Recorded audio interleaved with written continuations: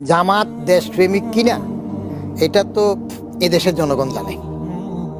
হ্যাঁ, জামাতের একটা কোয়ালিটি আছে, সেটা হইল জামাত এত ডিসিপ্লিন যে তারা কমিউনিস্টের চাইতেও বেশি শৃঙ্খলা মানে চলে। এক, আমি বাইতুল মুকাররমে বহু আগে জামাতের এক সমাবেশে আমার জানাশোনা একজনকে পাইলাম। ও রোকন ফোকন না, ওদের কি আছে না, তখন ছাত্র শিবির, আগে ছাত্র সংঘ, সেখানে ওরে দেখলাম বাইতুল মুকাররমে ফুল ওভার্সে লাঠি হাতে গেটে দাঁড়ানো। আমি বললাম যে কিরে বাবা, তুমি 5 ওয়াক্ত নামাজ পড়ো, এখন বাইতুল মুকাররমে জামাত হয়েছে, তুমি যাবে না নামাজ ফিলা?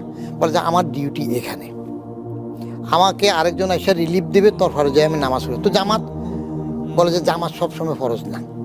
আমি এটা কি বললাম? বলে যে মক্কা শরীফে যখন জামাত হয় তখন যারা নিরাপত্তার দায়িত্বে থাকে, এদের পুলিশ এরা কি নামাজ পড়ে নাকি? জামাত কি সবসময় ফরজ? ওই নিরাপত্তা